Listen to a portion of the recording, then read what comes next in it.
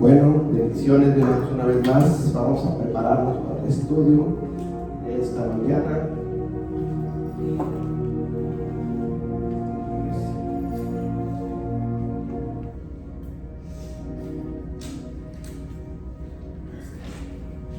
Vamos a continuar, mis hermanos, con el estudio que empezamos la semana pasada.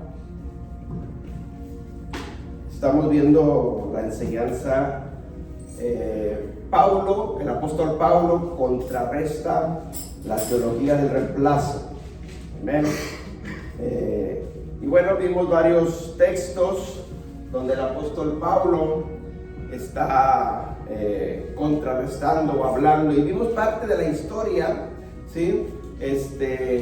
Donde empieza todo esto. ¿Se acuerdan? En la carta a los romanos, y cómo empezó esta congregación de Roma, y cómo las sinagogas en ese tiempo, los rabinos judíos eran los que se encargaban. Después vinieron el siguiente grupo de temerosos de Dios, ¿se acuerdan?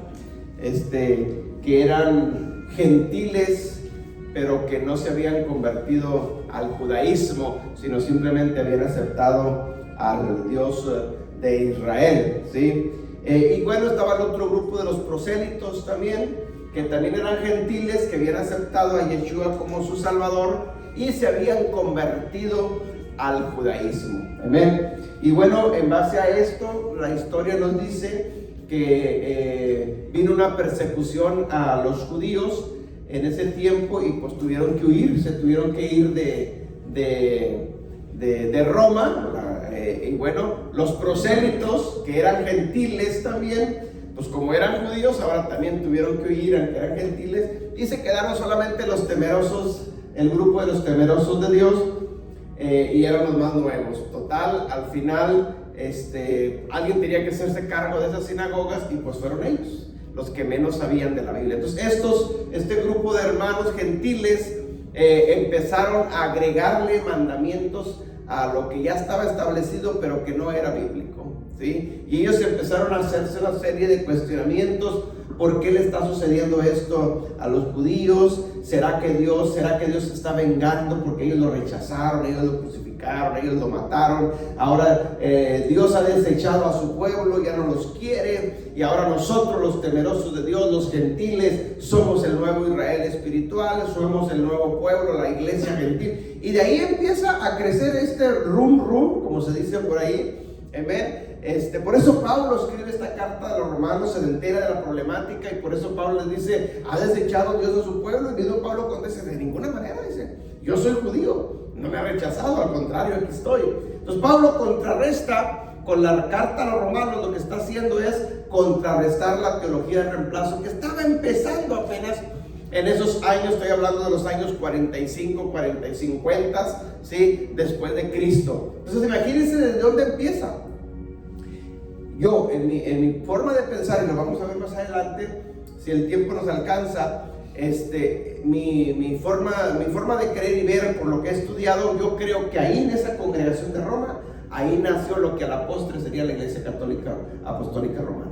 De ahí. ¿Por qué? Porque si nosotros observamos la historia en el segundo siglo y tercer siglo, nos vamos a dar cuenta que lo que esta iglesia de Roma empezó a surgir ahí, empezó a crecer. Es decir, no le hicieron del todo caso al apóstol Pablo de las cartas que mandó. Entonces no todos obedecieron, no todos le entendieron a Pablo, y empezó a seguir creciendo este ¿sí? Y a la postre, en el año 300, en el siglo 3, Constantino oficializa lo que se venía ya enseñando en el siglo II y en el siglo I. Y lo que oficializó Constantino, ¿sí? El emperador romano, es esto, lo que se venía ya levantando como la teología del reemplazo. Y ahí se hizo legal ante un gobierno, y bueno, pues agarró más fuerza. Ahí agarra fuerza lo que es la Iglesia Católica, con toda esta doctrina del reemplazo. Y a la postre, en la Edad Media, lo que es en los años 1500, finales 1600, viene Martín Lutero, el reformador, ¿sí? Y sale de la Iglesia Católica pero no reforma estos conceptos. Se los trae. Martín Lutero arrastra la teología del reemplazo, y con Martín Lutero pues nacen todas las iglesias evangélicas protestantes que hoy conocemos, y vienen arrastrando también este error de la teología del reemplazo. Entonces ahora, ya en el siglo XXI, nosotros de alguna o de otra manera el Espíritu Santo nos está guiando, nos está revelando que todas estas cosas estaban malas, las estamos restaurando, estamos regresando al diseño original, ¿sí? Antes de que empezara este run, este borreguito que soltó por ahí, amén, y estamos regresando a obedecer sus mandamientos tal cual son, amén. Entonces vamos a continuar con esta segunda parte de Pablo contrarresta la teología del reemplazo. A grandes rasgos eso fue lo que vimos, ¿sí?, en la clase pasada. Entonces vamos a abrir nuestras Biblias. Prepárame tu micrófono, en Lucas 21, 24, y ahí vamos a estar empezando para continuar. Gracias, David.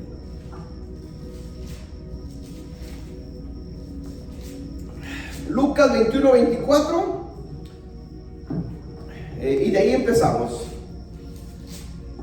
Entonces nos quedamos en la última parte acerca de que el apóstol Pablo habla de la plenitud de los gentiles, de la plenitud de los gentiles, ¿sí? Ya los gentiles se están convirtiendo, pero Pablo habla de la plenitud de los gentiles, y esa es una, vamos a decir, una profecía para los últimos tiempos, para nosotros en nuestros tiempos, ¿sí? Que nosotros, miren, déjenme lo leo yo antes de leer esa.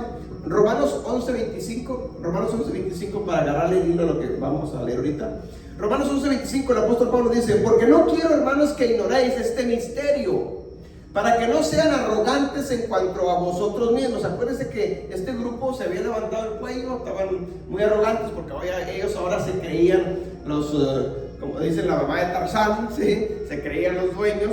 Y entonces Pablo les está atacando su orgullo, su vanidad, su soberbia, para que no sean arrogantes en cuanto a ustedes mismos. Dice: ¿qué ha acontecido a Israel? Y lo dice: endurecimiento en parte. Es decir, Dios permitió endurecerles el corazón a los judíos en parte, no total, ¿sí? Dice, en parte, hasta que haya entrado la plenitud de los gentiles. Esa frase, plenitud de los gentiles, es algo profético para los últimos tiempos, para estos tiempos que estamos viviendo, ¿no? Debemos de analizar por qué esta frase, plenitud de los gentiles, desde la misma Torá se está mencionando, ¿sí? Entonces nosotros seguimos esa secuencia, nos vamos a dar cuenta que Pablo solamente está repitiendo lo que ya estaba profetizado, y se refiere a una frase de los últimos tiempos, plenitud, ¿sí? Complemento, ¿sí? Finalizado, plenitud de los gentiles. Entonces lo que Pablo está diciendo es de que, como que le dijo a los judíos: ¿saben qué? Ahí se van a quedar un ratito, pero necesito ahora voltear a ver a los gentiles, porque las 10 tribus de la casa de Israel también están mezcladas entre los gentiles y necesito ir por ellas. Por eso Jesús les decía a los judíos: tengo otras ovejas que no son de este redil, o sea, no son de esta casa de Judá, tengo que ir por ellas oirán mi voz y me van a seguir, refiriéndose a las 10 tribus que estaban en la dispersión, ¿sí? Entre los gentiles. Entonces Pablo sabe de esto, de que hay un tiempo de inicio y un tiempo de final de la plenitud de los gentiles. ¿Amén? Entonces, dicho esto, vamos a continuar. Ahora sí, Lucas 21, 24. Y caerán a filo de espada, y serán llevados cautivos a todas las naciones, y Jerusalén será hollada por los gentiles, hasta que los tiempos de los gentiles se cumplan. Ok, aquí está la frase: los tiempos de los gentiles se cumplan. Aquí esto lo está diciendo Jesús. Es lo mismo que está en Mateo 24, ¿sí? Dice, nomás que lo escribió Lucas: y caerán a filo de espada, y serán llevados cautivos a todas las naciones, y Jerusalén será pisoteada por los gentiles. Esto se cumplió en el año 70 después de Cristo, cuando el emperador romano Tito, ¿sí?, manda su ejército de Roma y destruye todo Jerusalén y incendia o quema el templo, ¿sí? Cuando, si usted lee Mateo 24, se va a dar cuenta que los discípulos le están diciendo: wow, están maravillados con ese templo tan hermoso, con chapas de oro y todo eso. Y Jesús le dice: no quedará piedra sobre piedra que no sea robada esto. ¿De acuerdo? Entonces esto es lo mismo. Entonces dice: caerán a filo de espada y serán llevados cautivos a todas las naciones, y Jerusalén será pisoteada por los gentiles, o sea, los romanos. Los romanos son gentiles, ¿sí? Dice que los tiempos de los gentiles se cumplan. Entonces hay un tiempo hasta el tiempo de los gentiles se cumpla. Ahora aquí, si nos metemos un poquito, déjenme abrir un paréntesis antes de continuar con el tema, para que quede claro de una vez esto. Hay un tiempo de plenitud de los gentiles, y esto es profético, y esto es para los últimos tiempos. Cuando si leemos Mateo 24, nos vamos a dar cuenta que Jesús está hablando y está diciendo que dice, y no pasará esta generación, sino que hasta que todo esto acontezca, refiriéndose a la última generación de los últimos tiempos, ¿sí? Que vería que sucedería todas estas cosas. Entonces hay un tiempo de plenitud de los gentiles. La pregunta sería, ¿cuándo empieza esto y cuándo termina la plenitud de los gentiles? ¿Sí me explico? Si nosotros leemos poquito historia, mis hermanos, nos vamos a dar cuenta que desde el año 70, fue más o menos 68, 70, acuérdense que cuando hablamos de fechas o de años en la Biblia, no hay nada exacto, porque no lo sabemos, porque no estuvimos ahí presentes, porque la historia se puede equivocar también, pero sí tenemos un margen más o menos de años, 3, 4, hasta 5 años yo creo, de margen de error, por decirlo de alguna manera, pero sí tenemos más o menos para ubicarnos en los tiempos, que es lo más importante. No podemos afirmar fue exactamente. Por ejemplo, la destrucción del templo en el año 70, todos decimos el año 70, pero si nos vamos a la historia dice que fue el año 68. Entonces hay un margen ahí, uno dice que fue el 68. ¿Por qué? Porque la destrucción de Jerusalén no fue en un día, sino fue en años, fue en un lapso de un año, de 2 años. ¿Sí me explico? Entonces puede ser el 68, puede ser el 69, puede ser el 70, ¿sí? Entonces más o menos fue. Entonces dice hasta los tiempos de los gentiles, Jerusalén sería pisoteada por los gentiles hasta los tiempos. Es decir, Jerusalén sería tomada por los gentiles hasta un tiempo límite. Entonces en el año 70, por decirlo de alguna manera, Jerusalén estuvo tomada por Roma. Y de ahí en adelante no hay nación de Israel, no existe Israel ante las Naciones Unidas en el mundo, no existe como nación. Existen los judíos dispersos, existen las 10 tribus obviamente dispersas entre las naciones, pero no existe como nación soberana. ¿Sí me explico? ¿Por qué? Porque Roma tomó posesión de Israel, de Jerusalén, los destruyó y los judíos tuvieron que huir. Se dispersaron por todas las naciones, muchos de ellos llegaron a España. ¿Sí? Muchos de los judíos llegaron a España, a la postre estos judíos fueron los que llegaron a América, por eso muchos de nosotros traemos descendencia de allá, ¿sí? Pero bueno, esa es otra historia. Total, ¿hasta cuándo llegó a ser pisoteada por los gentiles? Bueno, si nosotros leemos poquito historia, nos vamos a dar cuenta que Israel hasta el año 1948 ante las Naciones Unidas es constituida nuevamente como nación. 1948, pero se le entregó a Israel como nación, pero Jerusalén no se le entregó como nación porque Jerusalén seguía tomada por los gentiles. Entonces no sé si ustedes hayan oído hablar de la guerra de los 6 días.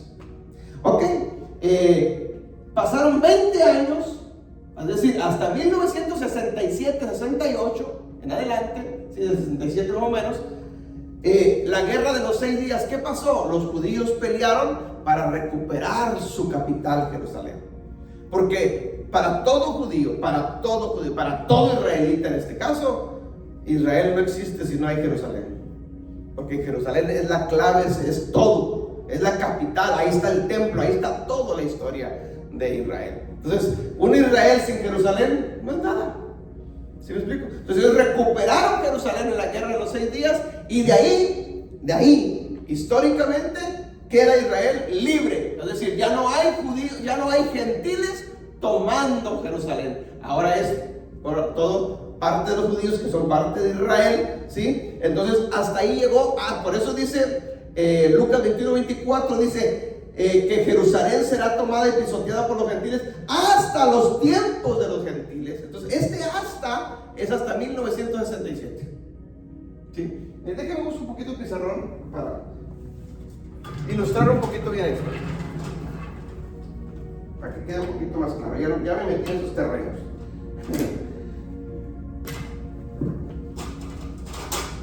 Entonces, 1967 se acaba la plenitud de los gentiles, ya no hay. Ahora quien está tomado Jerusalén es Israel, no Israel completo, solamente los judíos.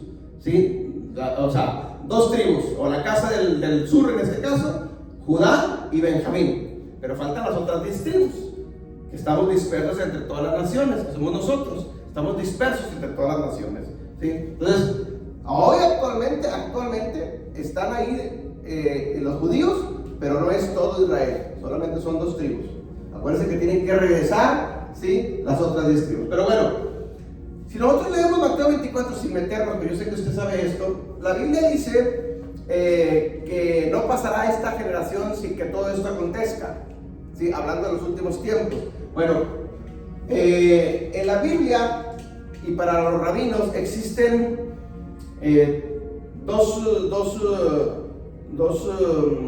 ¿cómo le podría decir? ¿Cuántos años es una generación? ¿Cuántos años es una generación? Bueno, unos dicen que son 50 años, otros dicen que son 70 años, y otros dicen que son hasta 80 años, porque oscila entre 70 y 80 años. Pero mire, tomamos en cuenta esto no para hacer una pequeña operación así rapidita, que no es el tema, pero yo ahorita cierro paréntesis para continuar con el tema. Si Dios está diciendo que desde el tiempo donde se acaba la plenitud de los gentiles, ¿sí?, no pasará una generación más sin que todo esto acontezca, hablando de Mateo 24, de todos los acontecimientos finales de los últimos tiempos. Entonces, es muy sencillo. Si nosotros sumamos, vamos a agarrar 70. Si nosotros sumamos esto, ¿cuánto nos da ahí?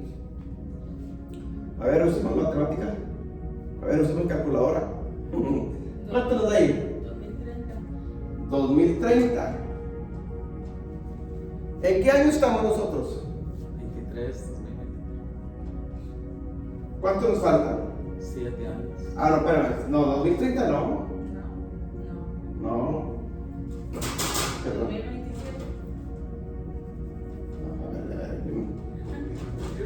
7, aquí son 7. 7, 14, 13, digamos una, son 0, 20, 2037. 2037. Ok. 2037. ¿Qué les debe decir? ¿En qué año estamos? Si hacemos esta operación, ¿cuántos años nos faltan ahí? A ver, saquen calculadora.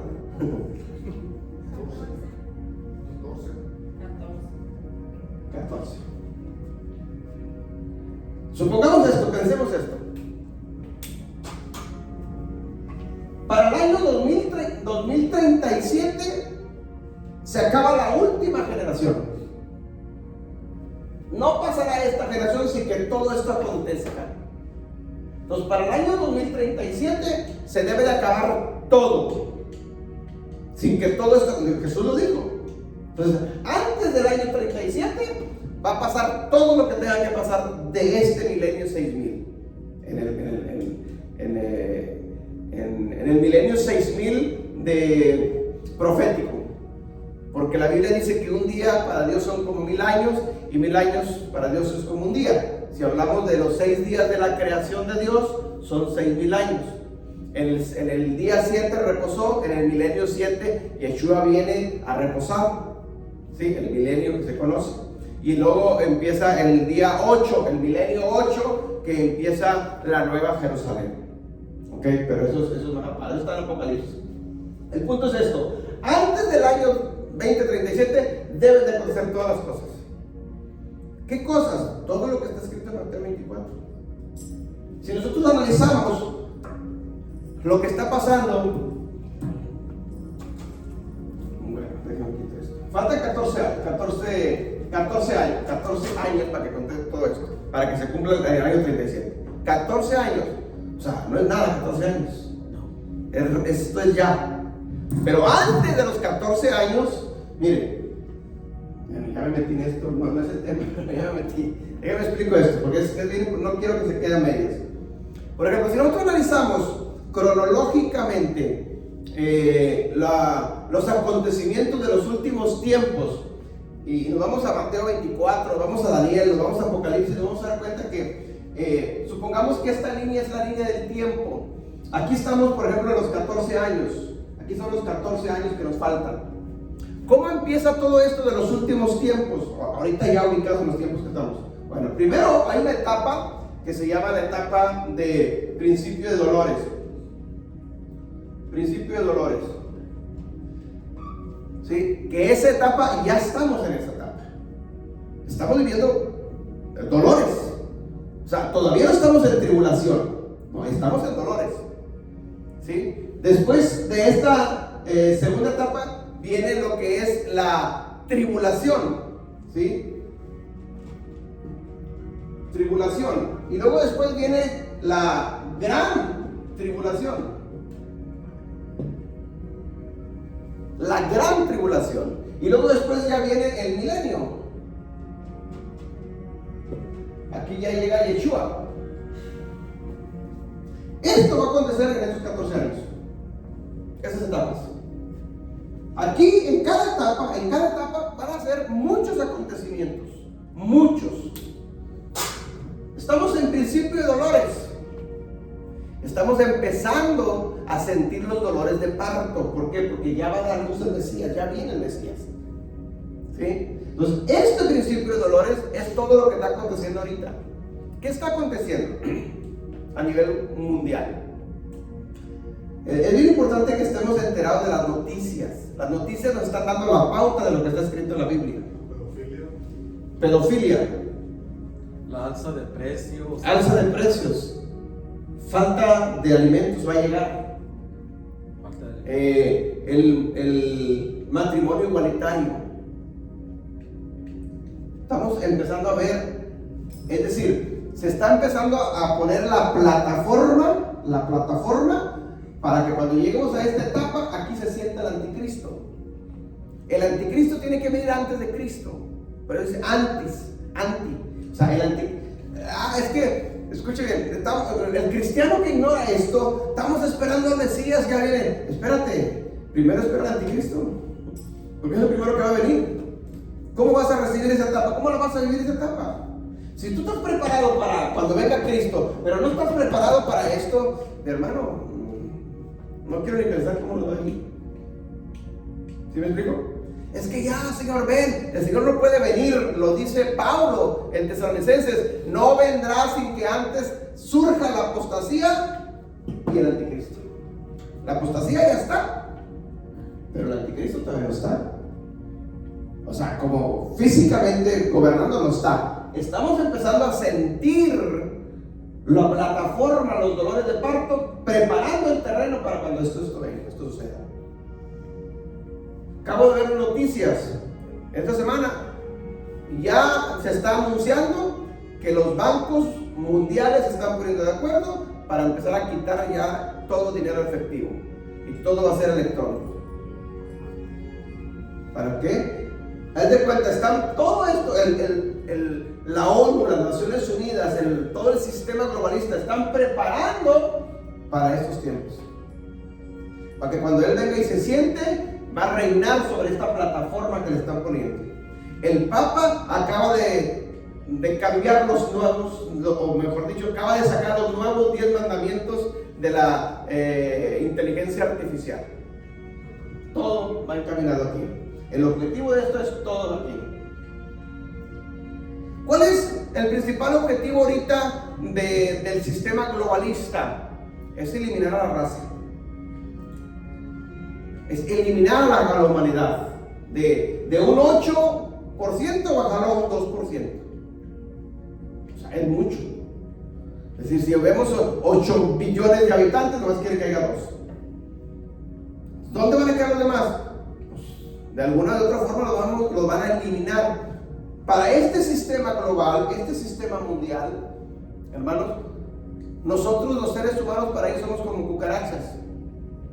No representamos nada, al contrario, para ellos representamos peligro. Ellos están ya sacando los nuevos transhumanos. Es decir, humanos modificados, que no tienen sentimientos, no tienen ningún pensamiento, sino simplemente son zombies. ¿Sí? Ellos están sacando ya, no sé si usted ha visto las noticias, están clonando bebés para que esa nueva generación de bebés nazcan simplemente obedeciendo lo que ellos digan. Están sacando la inteligencia artificial, los robots que están sustituyendo a los humanos. Ya en Estados Unidos, me parece, me parece que hay 2 o 3 McDonald's que ya no tienen ningún empleado, tienen robot.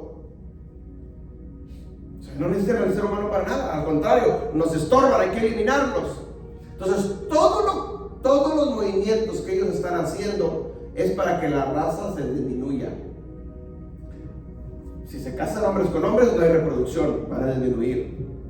Y si se llegan a hacer un bebé, aborto legal, para que no se reproduzca, para que no haya más humanidad. ¿Sí? Pandemias, disminuye humanidad, mátalos. Todas las leyes que están sacando es para la disminución de la humanidad. ¿Por qué? Porque cuando el anticristo venga, y el anticristo venga, todo lo que todavía se escapó aquí, esto lo va a arrebatar.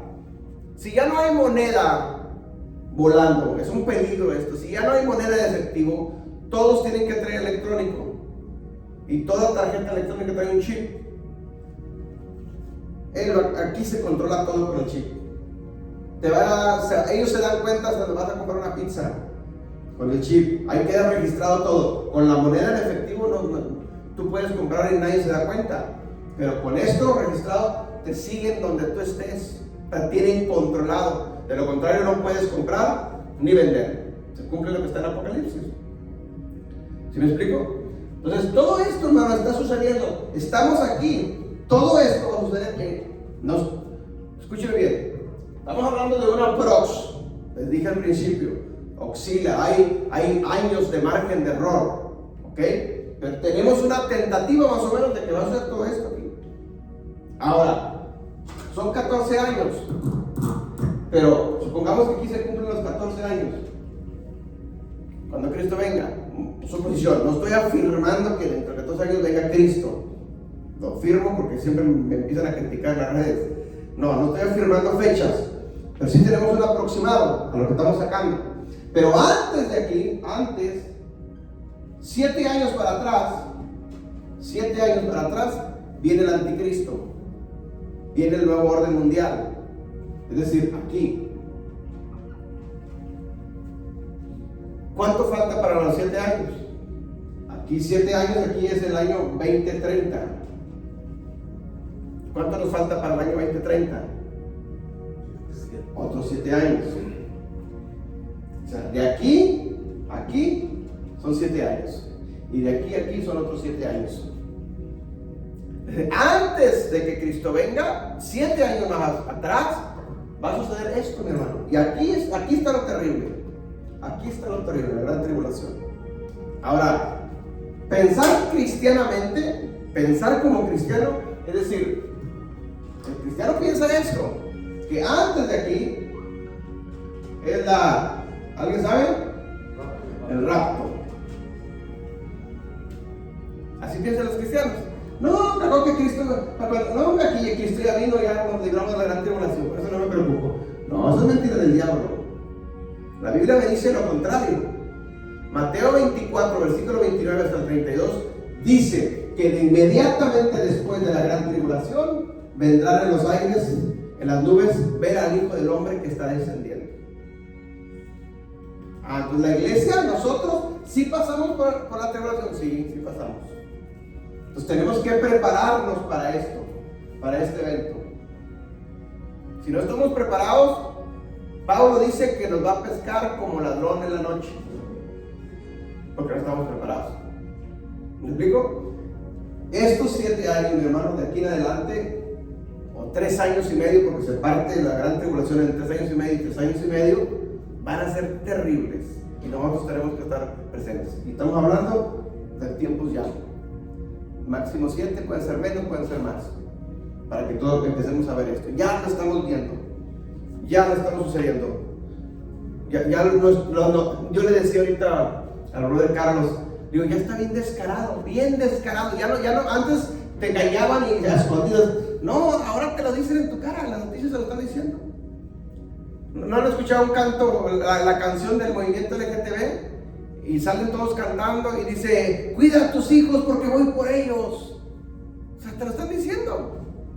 Y ahora ya vemos las noticias y el mentado grupo ese de drag queen, no sé, han oído de los drag queen, ya están en las escuelas enseñando a nuestros hijos, ¿sí? De que pueden ser niñas, niños de tu temprana edad. Las nuevas leyes se están sacando a los 12 años o antes, a los de 8 a 12, si quieren tener relaciones sexuales, pueden tenerlo, no hay problema, para que experimenten los niños. ¿Se imaginan? ¿Dónde se ha multiplicado? O sea, yo para mí, estamos peor que Sodoma y Gomorra ya, en principio de dolores. No quiero pensar qué va a pasar en 7 años. ¡Qué casualidad! Que todos los países del mundo, sobre todo acá en Occidente, están aprobando las mismas leyes. O sea, están tan unidos así todos los países, los gobernantes, los diputados, los senadores, que las mismas leyes que salen en Chile, salen en México, salen en Argentina, salen en Brasil. Oye, ¿también unidos estos hombres también puestos de acuerdo? No, es que son títeres a final de cuentas. Ahí el sistema globalista de las Naciones Unidas está controlando todo y les dice, hay que hacer esto, hay que aprobar estas leyes. Y como le sueltan dinero a los senadores, que son los que aprueban las leyes, pues tienen que aprobarlas, porque se maneja mucho dinero. Entonces tenemos que tener cuidado. Sí. Yo oí en las noticias, hermano, de que como por ejemplo todos esos países de Uruguay, Paraguay, todos esos países están endeudados con esos países de Estados Unidos. Y dice que tienen que aprobar esas leyes para perdonarles la deuda, dice. La deuda que le deben a estos países. Y tienen que aprobar eso que usted está diciendo. Exacto. Por un lado, no, porque Estados Unidos es la máxima representación de las Naciones Unidas. Así que lo que dice Biden, todos lo hacen.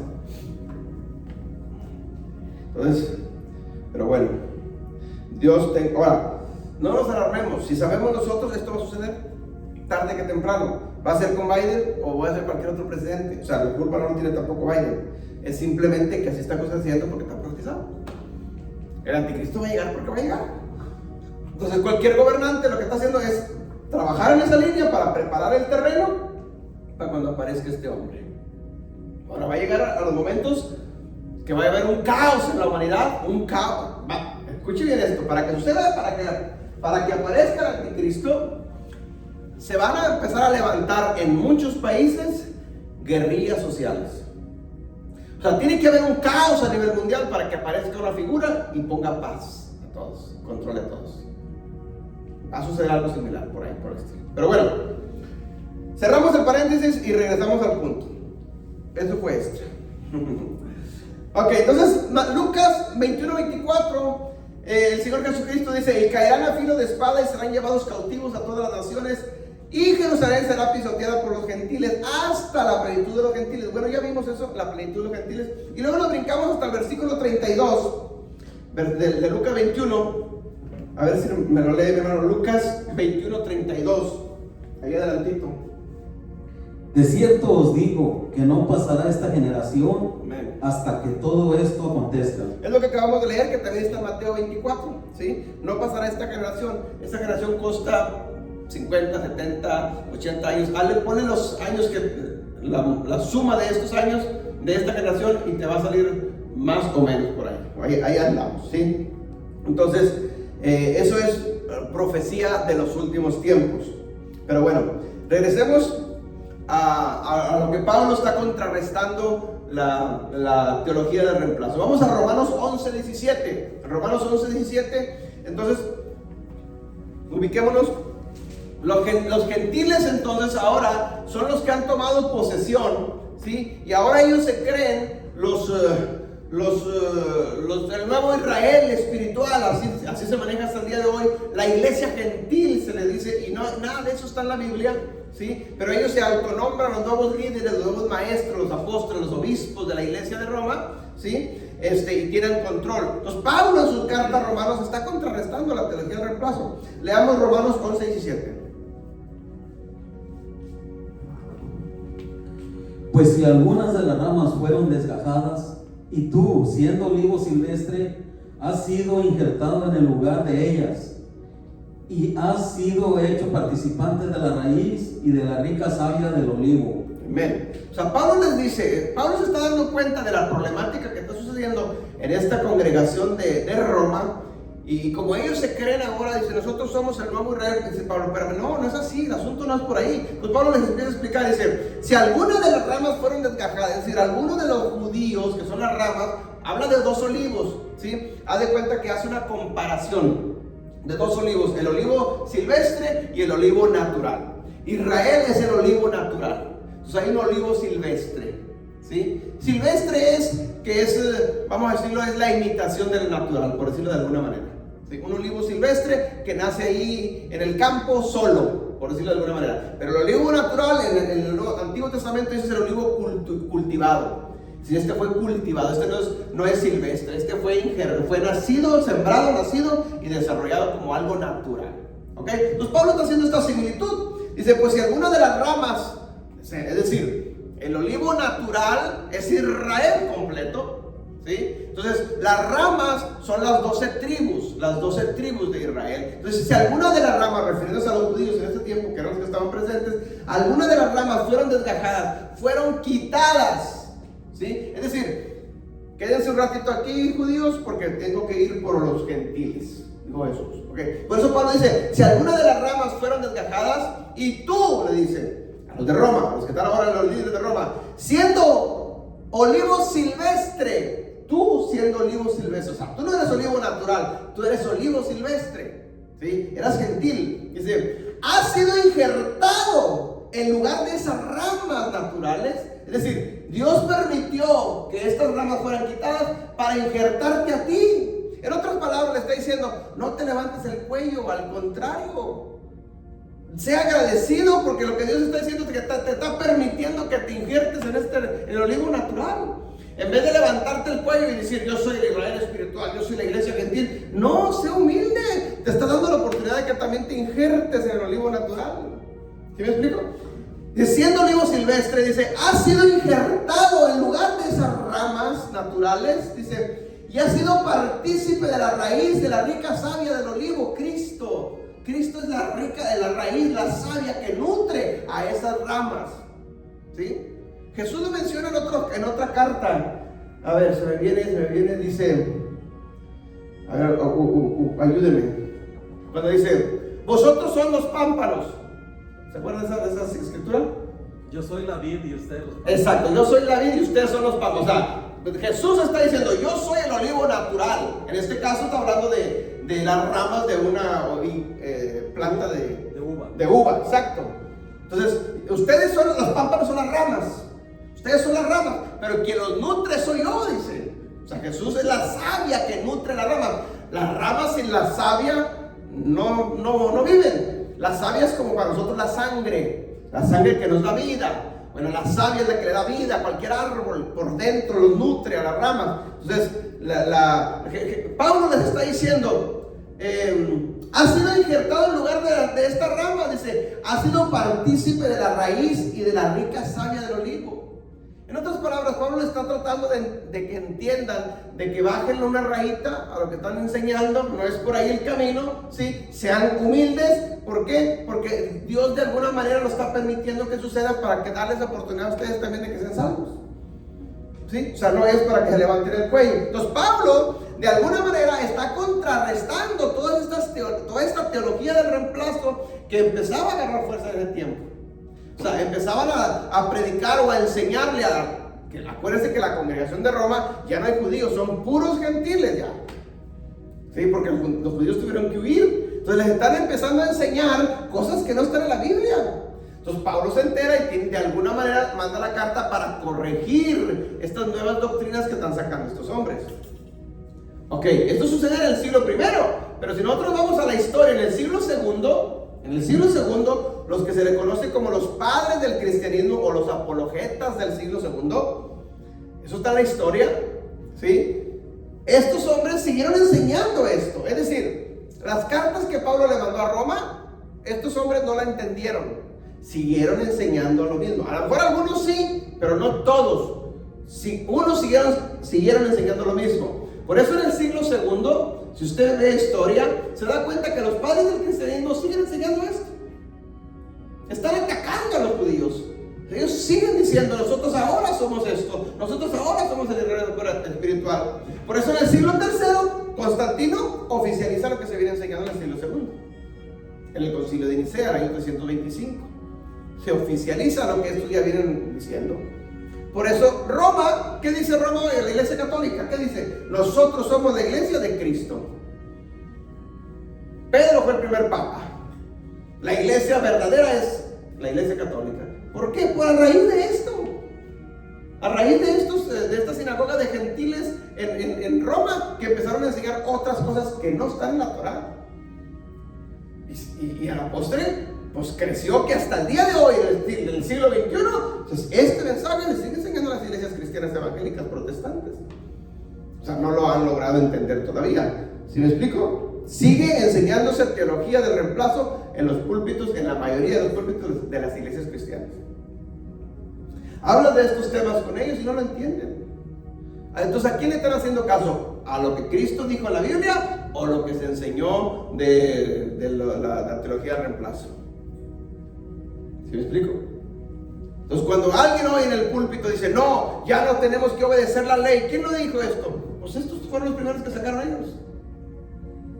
Ellos dijeron, no, es que el Shabbat era para los judíos, pero como nosotros somos la iglesia gentil, nosotros vamos a adorar el domingo.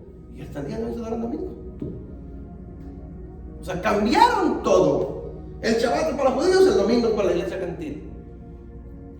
Ya estamos adorando un domingo, aceptando algo que no está en la Biblia, pero que sí nos lo metieron a través de la teología del reemplazo. Entonces, por eso se llama teología del reemplazo. Reemplazó las promesas para Israel, las reemplazaron por la iglesia gentil. Cuando no es bíblico eso. Y ejemplos de esto hay muchos que podemos ver en las escrituras. Pero vamos a seguir avanzando. Vamos a leer ahí adelantito Romanos 11:24.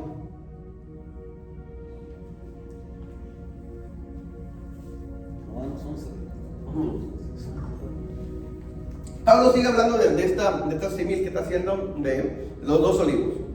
Porque si tú fuiste cortado del que por naturaleza es olivo silvestre, y contra naturaleza fuiste injertado en el buen olivo, cuánto más estos, que son las ramas naturales, serán injertados en su propio olivo. Es decir, Pablo les está escribiendo, ustedes se creen mucho, ustedes creen que los judíos ya andan por allá, que Dios lo rechazó, y dicen, no, Pablo, no, Dios no rechazó, mire, yo soy judío y a mí no me rechazó, aquí estoy. ¿Sí? Pablo les está diciendo en sus cartas de Romanos. Y luego les dice, si ustedes, siendo un olivo silvestre, Él tuvo misericordia de ustedes y los injertó en el olivo natural, ¿cuánto más a ellos que son naturales? Ellos son naturales, ellos sí son de Israel. Entonces a ellos también van a ser injertados. Pero aquí hay una palabra clave que necesitamos entenderla. Para entender esta palabra clave, necesitamos entender lo que es hoy en día, lo que es el injerto. ¿Qué es un injerto? ¿Alguien sabe? Cuando hablamos de injerto estamos hablando en términos de agricultura. ¿Sí? De injertar una planta, cruzarla con otra planta, o en este caso un fruto. Vamos a poner dos naranjos. Los naranjos dan naranjas, obvio, ¿verdad? Dos naranjos, pero hay un naranjo de naranjas agrias y hay un naranjo de naranjas dulces. ¿Sí? Son dos naranjos, pero uno da naranjas, frutos agrios, y otro da frutos dulces. Entonces, ¿qué se hace? Cuando se hace un injerto, dice, vamos a injertar para sacar un híbrido. ¿Sí? Entonces, arrancas una rama de esta y la pones aquí. Escuchen bien esto, porque esto es muy importante. El ADN de esta rama, el ADN de este árbol silvestre o naranjas agrias, el ADN se lo traes, o sea, traes la rama y traes el ADN y se lo injertas a este árbol de naranjas dulces. Él viene, ahora esta rama que le injertaste empieza a nutrirse con la savia del naranjo dulce, pero esta rama, si tú la sigues observando por años, todavía te va a seguir dando naranjas agrias. Lo único que está haciendo aquí está subsistiendo, está viviendo, y con el tiempo empieza a cambiar el fruto. El fruto empieza a cambiar de naranjas agrias a naranjas medias agrias, y con el tiempo empieza a cambiar, no de la noche a la mañana. Por eso Pablo dice, Mateo 24 dice, porque si tú fuiste cortado del que por naturaleza es olivo silvestre, y luego dice, contra naturaleza. Es decir, la naturaleza de este árbol agrio, se lo pones aquí, su naturaleza es que va a dar siguiendo naranjas agrias, pero contra naturaleza cambió el fruto. Ya no son agrias, ahora son dulces. Contra la naturaleza de ese árbol, ¿sí me explico? Entonces, automáticamente cambió. No tuvo que esperar a través de años para que cambiara el híbrido sino contra naturaleza ya está dando frutos de naranjas dulces, aunque sea una rama de naranjas agrias, ¿me explico? Esto es lo que Pablo está diciendo a los gentiles. Ustedes eran ese olivo silvestre, ¿sí? Pero fueron injertados en el olivo natural y contra naturaleza. Ahora ustedes deben de dar frutos de naturaleza natural. No sigan dando los frutos de antes. Contra naturaleza tiene que cambiar esto. ¿Me explico? Eso sigue pasando hoy en día. Por eso hoy en día en muchas iglesias cristianas seguimos viendo a muchos dando naranjas agrias en vez de dar fruto bueno, porque no ha pasado la contranaturaleza. Es decir, soy gentil, me quiero injertar en Israel, pero sigo comportándome como gentil, sigo viviendo como gentil. Sí, es que yo soy del pueblo de Dios, pero yo adoro el domingo. Yo soy del pueblo de Dios, pero no guardo la ley. Espérame, no es así. ¿Sí me explico el punto? Es que es mi naturaleza de gentil. ¿O sigues dando naranjas agrias? ¿No te has injertado todavía o no estás dando todavía? O sea, algo está pasando aquí. No ha pasado lo que Pablo está diciendo, contra naturaleza. Si yo soy olivo silvestre porque soy gentil, me injerto en el olivo natural contra mi naturaleza silvestre, ahora tengo que empezar a dar frutos de naturaleza del árbol del buen olivo. Para poder dar frutos de esto, tengo que nutrirme de la rica savia. Y para este pueblo, para este olivo natural, hay leyes que tengo que empezar a obedecer. Hay mandamientos, hay estatutos para empezar a dar frutos. Por eso Jesús dice, por sus frutos los conoceréis.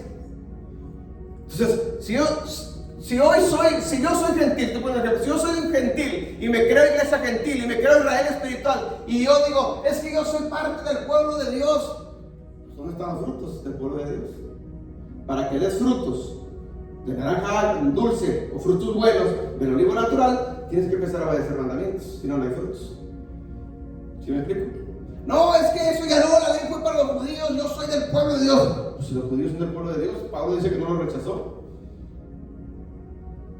Pero es que sigues pensando como gentil entonces. Pues es lo que Pablo está diciendo, contra naturaleza, contra tu propia naturaleza gentil, ahora tienes que entrarle a lo que es natural. Y esto no se ha logrado entender todavía. Se sigue pensando como gentil. Por eso pregúntale tú cualquiera. Y no, yo soy gentil. Sin saber del significado de lo que te dice la palabra gentil. Gentil es fuera de pacto. O sea, estás diciendo, no, yo no estoy en el pacto. Gentil significa otras naciones. ¿A cuál otras naciones en relación a qué? ¿A Israel? Otras naciones. O sea, no eres parte del pueblo de Dios, eres parte de otras naciones. Gentil significa perrillos, animal. Tú solo te estás automaldiciendo. Cuando un cristiano dice, yo soy gentil, te estás automaldiciendo tú solo. No, yo no soy gentil, yo soy parte del pueblo de Adonai, porque Pablo dice que fuimos injertados en el olivo natural y contra naturaleza. Yo tengo que empezar a dar frutos del olivo natural. Soy un injerto que fui injertado. Por su misericordia, Dios hizo un lado un poquito a los judíos para que me injertara yo. Y en los últimos tiempos, antes de que termine todo esto que les expliqué, los judíos, muchos de ellos van a regresar a ser parte del pueblo y nos van a aceptar a nosotros como el hermano menor. La parábola del hijo pródigo. Nosotros somos ese hijo pródigo que andamos en el mundo, ¿sí? Comiendo cuánta cosa, ¿sí? Y los judíos ahí están en casa esperando. Es el hermano mayor. Judá es el hermano mayor. ¿Qué pasó cuando regresó el hijo pródigo a casa? El hermano mayor se celó. Por eso los judíos no nos quieren ahorita. Están encelados. Tienen celo de nosotros. ¿Por qué los gentiles están comprando talit? ¿Por qué traen chofar? ¿Por qué traen chichis? ¿Por qué? Están celosos. ¿Ven? ¿Por qué? Porque el Padre nos recibió con los brazos abiertos. Pero ellos no entienden eso. Pero va a llegar un momento donde lo van a entender. Y como todos buenos hermanos, en buena familia, las 12 tribus nos vamos a unir. Eso se va a cumplir, ¿no? ¿Cuándo? Al final de los tiempos. Al final de los tiempos va a suceder eso. Amén. Hermanos, para finalizar y cerrar este punto, del reemplazo, de Pablo contrarresta la teología del reemplazo. Para concluir este tema, nosotros por años con mentalidad cristiana hemos, sin saberlo, hemos seguido predicando y enseñando teología del reemplazo. Sin saberlo, por ignorancia, porque esa es estrategia del enemigo, que no te des cuenta de lo que está sucediendo. Y nosotros como buenos cristianos lo creímos, porque lo que nos enseñaban atrás del púlpito eso era correcto. ¿Sí? Y lo hemos aprendido y lo seguimos viendo. Pero gracias al Eterno, que en estos últimos tiempos Él está despertando y quitando las vendas de muchos de nosotros, para que entremos y regresemos a ser parte del olivo natural, y como su pueblo, como el olivo natural, tenemos estatutos, mandamientos, indicaciones, instrucciones que seguir, porque somos su pueblo. ¿Sí? Y lo último, hermanos, en esta última etapa que les enseñé aquí, vamos a leer para acabar Hechos 1:1,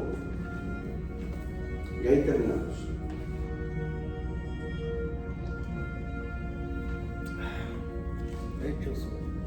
Hechos 1:1.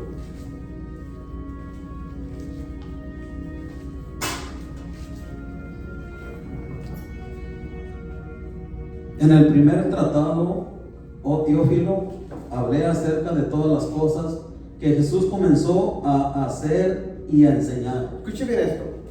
Lucas, que escribió el libro de los Hechos, le está escribiendo una carta a Teófilo. Acuérdense que al principio yo les dije, para entender cualquier carta, tú tienes que conocer al escritor, el idioma en que se escribió, la cultura en la cual vivió, la idiosincrasia, su creencia de este escritor. Ok, Lucas, que escribe Hechos, les manda una carta a Teófilo. Y en esta carta le dice, en el primer tratado, oh Teófilo, ¿qué dice, hermano? Hablé acerca de todas las cosas. ¿A cuál fue? Es decir, en el primer tratado, ¿a cuál primer tratado? En la primera carta, por decirlo así. ¿A cuál fue la primera carta? Pues la de Lucas, el libro de Lucas. Es la primera que escribió. ¿Ok? Entonces, pero le dice a Teófilo, en esa primera carta, yo enseñé o escribí. ¿Qué escribió? Mire, dos palabras claves, mi hermano, que debemos de tomar mucha atención, porque debe pasar eso en los últimos tiempos. ¿Qué sigue de tantito? Hablé acerca de todas las cosas. Es decir, en el primer tratado, en la primera carta, yo hablé o escribí de todas las cosas que Jesús comenzó que Yeshua ahí comenzó a ¿qué? A hacer y a enseñar. A hacer y a enseñar. Estas dos palabras es clave. Si yo logro entender estas dos palabras, hermano, escúcheme bien. Todas las cosas que el Señor Jesucristo empezó a hacer y a enseñar. Jesucristo enseñó una cosa e hizo otra cosa. ¿Ok? Es decir, dos cosas que Jesús hizo cuando anduvo en la tierra. No que se contradigan estas dos cosas, no se pueden contradecir. Si yo entiendo la vida del Señor Jesucristo, ¿qué es lo que Él enseñó cuando anduvo en la tierra? ¿Qué es lo que Él predicaba? ¿Qué es lo que enseñaba? ¿Qué es lo que escuche bien, porque tenemos que ver la diferencia. Una cosa es enseñar una cosa y otra cosa es hacer una cosa. ¿Qué enseñaba Jesús? La Biblia dice, vuelvo al punto, muchos todavía no han conocido al Señor Jesucristo, porque dicen, no, Jesús violó el sábado porque ya no estamos bajo la ley. No, Jesús no violó ningún sábado. Jesús no podía violar ningún mandamiento de la Torah, porque Él es la Torah hecha carne. Él es la palabra hecha carne. Y si aparte Él violaba un solo mandamiento, Él lo calificaba como el cordero de Pesa, porque estaba cometiendo infracción, estaba cometiendo pecado. Tenía que ser sin mancha, sin arruga, ¿sí? El cordero que iba a morir. Entonces, Jesús no violó ningún mandamiento, por eso Él dice que no cometió pecado, porque la palabra pecado en la Biblia es infracción a la ley. Él no infraccionó la ley. Entonces, ¿qué enseñó Jesús? La Torah. Él guardaba Torah, Él obedecía mandamientos. Es que la Biblia dice que Jesús se reunía los domingos. Pues sí, que también los lunes y los martes y los miércoles y los jueves, y también se reúne cualquier día. Como hoy en día, cualquier cristiano se reúne el martes, el miércoles. ¿Qué? No, es que reunía los domingos. Por eso tenemos que guardar el domingo, porque Él se reunía el domingo. Pues sí, pero también se reunía el sábado. También se reunía el lunes, el martes, el miércoles. O sea, son argumentos que la gente saca, pero que no son bíblicos. Son argumentos simplemente para seguir defendiendo sus teologías. Es que Jesús resucitó un domingo. ¿y qué tiene? ¿Y si hubiera resucitado el lunes? ¿Entonces había que guardar el lunes o qué? O sea, el que haya resucitado el domingo no quiere decir que ahora voy a guardar domingo. El mandamiento dice es Shabbat y es Shabbat. No hay ningún mandamiento en la Biblia que, es que como Jesús resucitó el domingo, ahora vamos a cambiar el sábado por el domingo. No existe. Y eso de que resucitó el domingo también lo veremos más adelante. Porque no es lo mismo domingo que el primer día de la semana, a la luz de la Biblia. Y Jesús resucitó entre morir el Shabbat y nacer el primer día de la semana. Ahí en un lapso de minutos o segundos, ahí resucitó Jesús. Pero eso lo veremos más adelante. Entonces el punto es esto. ¿Qué fue lo que enseñó Jesús? Toda la Torah. No existía Nuevo Testamento en los tiempos del Señor Jesucristo.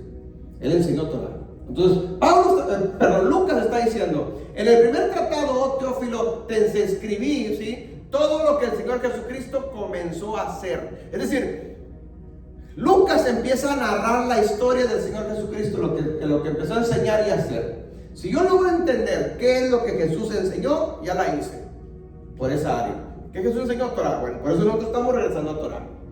Por eso nosotros estamos guardando Torah. ¿Por qué? Porque Jesús fue lo que enseñó y fue lo que guardó y fue lo que obedeció. Pero dice otra cosa, la otra palabra. Dice, todo lo que el Señor Jesucristo enseñó y todo lo que el Señor Jesucristo hizo. El verbo hacer. Ahora, ¿qué es lo que el Señor Jesucristo hizo cuando anduvo en el mundo? Cuando Él vino a la tierra, ¿qué hizo Él? ¿O qué no hizo Él? Hizo señales, maravillas y prodigios. Levantó a los muertos, sanó al enfermo, echó fuera demonios. O sea, entonces escuchen bien esto. Yo tengo que enseñar lo que el Señor Jesucristo enseñó, sí, y lo estamos haciendo. Pero también tengo que hacer lo que el Señor Jesucristo hizo. Y aquí es donde surge un problema. Cuando estábamos en el cristianismo, y eso se mueve mucho en el cristianismo hoy en día, y es bueno, no estoy diciendo que sea malo, pero allá, por ejemplo, sucedían señales, maravillas y milagros. Había milagros. A mí me tocó ver donde Dios me usó a mí para hacer milagros, sanar enfermos, todo eso. No está mal, Jesús lo hizo, hay que hacerlo. Echar fuera demonios, lo hacemos, lo seguimos haciendo. Jesús lo hizo y es un mandato. Si usted lee Mateo capítulo 10, versículo 10, se va a dar cuenta de que mandó a sus discípulos y les dijo: vayan por todas las naciones, prediquen el evangelio del reino, sanen al enfermo, sanen al leproso, echen fuera demonios. Eso es un mandato que tenemos. Entonces, el punto que quiero concluir es esto. Hoy estamos aprendiendo, y lo digo en general, por muchos grupos que estamos aprendiendo estas cosas y estamos enseñando. Y qué bueno, ¿estamos enseñando Torah? Sí, pero ¿dónde está quedando lo sobrenatural de Dios? Son dos cosas: enseñar lo que Él enseñó, que es Torah, y hacer lo que Él hizo, lo sobrenatural, manifestar lo sobrenatural de Dios. Mayores cosas que estas, dijo Jesús, ustedes las pueden hacer. Mayores cosas que estas. ¿Cuáles son esas cosas estas? Las que Él hizo. ¿Qué hizo? Sanó enfermos, echó fuera demonios, resucitó enfermos, resucitó muertos. Mayores cosas que estas ustedes las pueden hacer. La pregunta es, ¿por qué los grupos que estamos enseñando Torah no empieza a suceder lo sobrenatural?